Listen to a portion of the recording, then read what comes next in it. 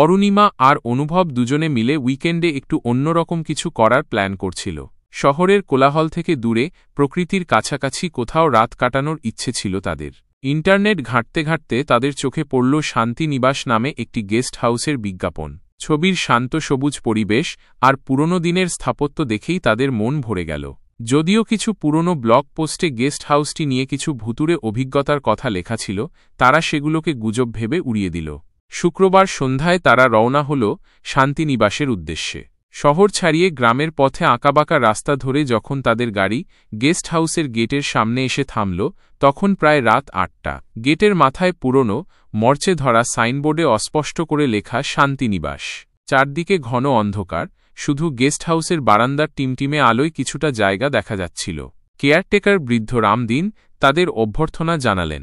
তার মুখটা শুকনো আর চোখে কেমন যেন একটা চাপা ভয়। তাদের ঘরটি দোতলায় ছিল।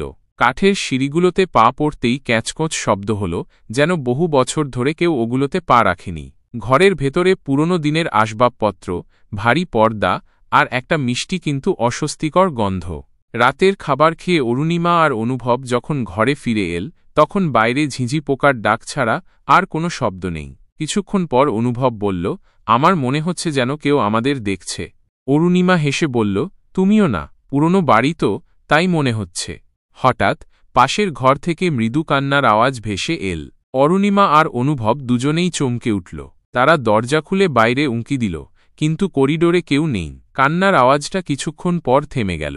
তারা আবার নিজেদের ঘরে ফিরে দরজা বন্ধ করে দিল। কিছুক্ষণ পর তাদের ঘরের দরজায় কেউ ধাক্কা মারল। কে? অনুভব ভয়ে ভয়ে জিজ্ঞেস করল। কোনো উত্তর এল না। ধাক্কার আওয়াজ আরও জোরে হতে লাগল। অরুণিমা আর অনুভব দুজনেই বিছানার ওপর উঠে বসল। ভয়ে তাদের হাত পা ঠান্ডা হয়ে গেল। ধাক্কার আওয়াজ থামলে তারা সাহস করে দরজা খুলে দেখল। বাইরে আবারও কেউ নেই। শুধু ঠান্ডা বাতাস ঘরে ঢুকে পর্দাগুলো উড়িয়ে দিল। অনুভব বলল, চলো রামদিনের কাছে যাই।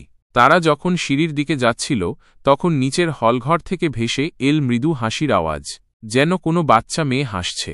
কিন্তু গেস্ট হাউসে তো তারা ছাড়া আর কোনো অতিথি নেই। তারা রামদিনের ঘরের দরজায় ধাক্কা দিল। কিছুক্ষণ পর রামদিন দরজা খুললেন। তার চোখে মুখে স্পষ্ট আতঙ্ক। অনুভব বলল, আমরা কিছু অদ্ভুত আওয়াজ শুনছি। রামদিন প্রথমে কথা বলতে চাইলেন না, কিন্তু তাদের জোরাজুরিতে তিনি যা বললেন তা শুনে অরুণিমা আর অনুভব শিউরে উঠল। বহু বছর আগে এই গেস্ট হাউসে একটি ছোট্ট মেয়ে রহস্যজনকভাবে মারা গিয়েছিল। শোনা যায় আজও তার আত্মা এই বাড়িতে ঘুরে বেড়ায়। রাতের বেলা তার কান্নার আওয়াজ আর হাসির শব্দ শোনা যায়। কথা শেষ না হতেই গেস্ট হাউসের সব আলো একসঙ্গে নিভে গেল। চারদিকে ঘুটঘুটে অন্ধকার।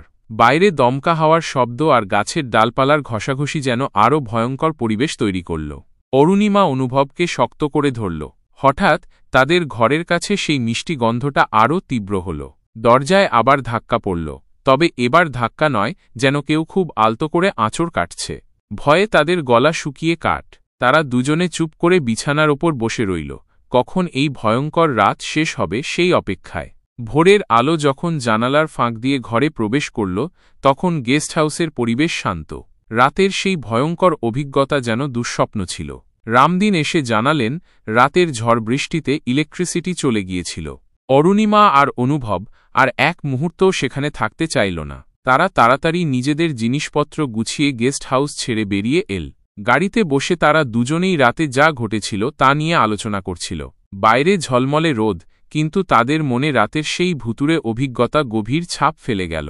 শান্তিনিবাসের শান্ত পরিবেশের আড়ালে যে এত ভয় লুকিয়ে থাকতে পারে, তা তারা কোনোদিনও ভুলতে পারবে না। তাদের উইকেন্ডের রোমাঞ্চকর পরিকল্পনা শেষ পর্যন্ত এক বিভীষিকাময় স্মৃতি হয়ে রইল।